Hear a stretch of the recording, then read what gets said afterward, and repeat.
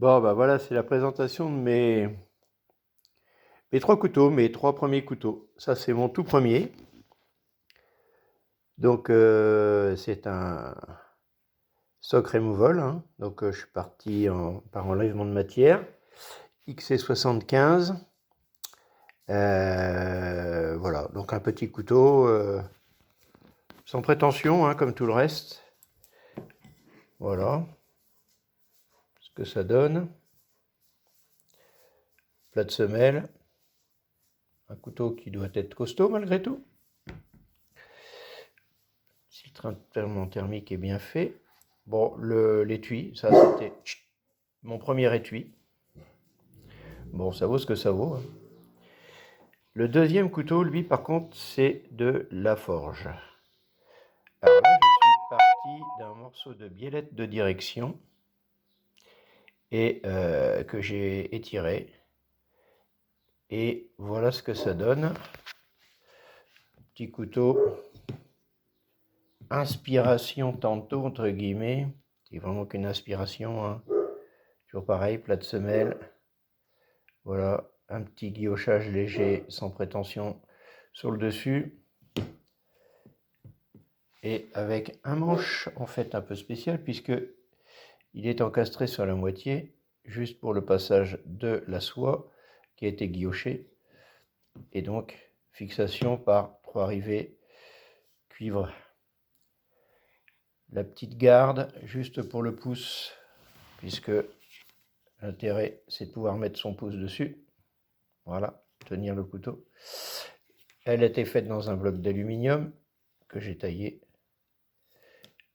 de telle manière à pouvoir l'enquiller sur la soie. Alors là, dernièrement, je me suis un peu perfectionné, entre guillemets, sur les fourreaux. Voilà son fourreau, lui. Il est dans ce sens-là. Voilà.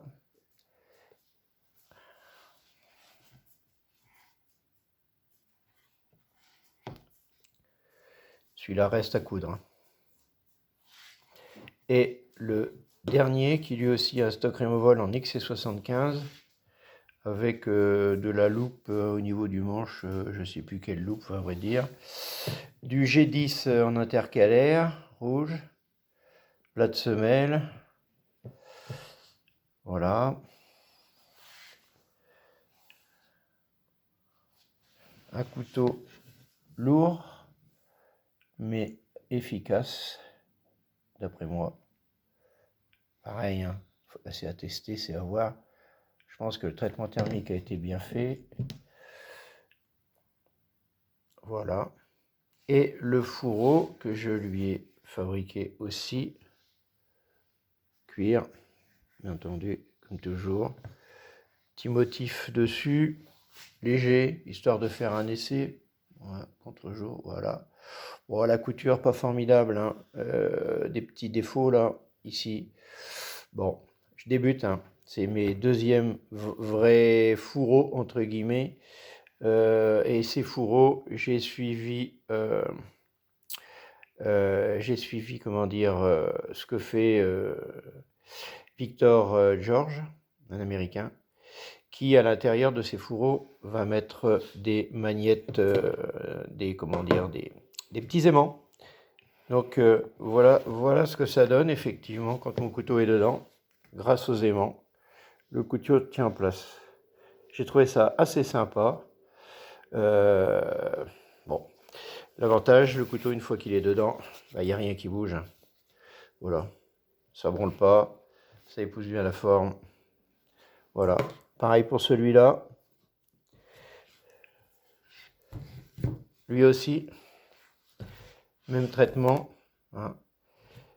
Hop, on peut sortir la lame pratiquement en entier. Le couteau tient. Voilà. Le couteau se fait pas la malle. Alors forcément, si je te couterais très fort, ça va finir parce que là, j'ai pratiquement sorti toute la lame. Mais on voit quand même qu'on a une bonne résistance. S'il est là, alors là, on peut y aller, hein. Voilà, j'ai trouvé ça assez sympa, son idée. Alors, je ne sais pas si c'est lui qui l'a inventé ou s'il l'a trouvé ailleurs.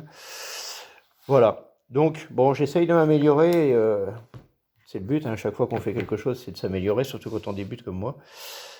Au niveau, aussi bien au niveau du travail du métal que du stock removal, que de la fabrication des étuis, puisqu'effectivement, entre celui-là et ça, je pense qu'il n'y a pas photo, ça n'a rien à voir. Voilà, on est quand même sur des étuis assez épais, hein, puisque on a une couche pour le fond, on a le capot aussi, on est sur du cuir épais, hein, 3,2, 3,5 grosso modo. Au milieu, on a 2 épaisseurs de cuir beaucoup plus fins pour pouvoir stocker les aimants. Et on a forcément le martyr qui se trouve là. Donc ça nous donne quand même un fourreau épais. Mais bon, ceci dit, moi ça me choque pas, ça me gêne pas. Et puis, niveau solidité, voilà, on a un étui qui fait grosso modo 1,5 cm. Voilà, bon, mais pour celui-là, bon, celui-ci c'est peut-être un petit peu plus fin, et encore c'est pas beaucoup. On est sur 1,5 aussi, voilà, grosso modo. Voilà un petit peu. Bon, la prochaine fois, on s'attaquera à autre chose.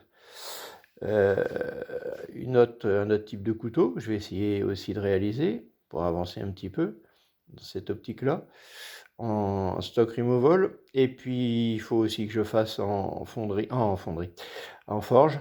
Bon, les avis sont partagés. Moi, personnellement, j'aime bien la forge parce que je trouve que là, ce couteau-là, même si j'ai pas de recul sur la qualité de la matière utilisée, puisque dans la finalité, ce morceau de biellette de direction, ouais, c'est un acier. J'avais l'impression au test étincelle qu'il y avait quand même du carbone. Bon, il n'est peut-être pas forcément de la même qualité que l'XC75, que j'utilise comme étant visiblement un acier facile pour un débutant comme moi. Mais disons, je trouve que le couteau en lui-même est, ma foi, sympa. Et puis que, voilà, ça coupe bien. Maintenant, je ferai pas des tests comme on voit des fois dans des émissions où on va taper sur du métal avec ce genre de couteau, et même déjà avec un couteau, j'ai un peu mal au bide d'essayer ce genre de choses. Donc voilà, c'est sans prétention, mais bon, ça avance tranquillou. À bientôt.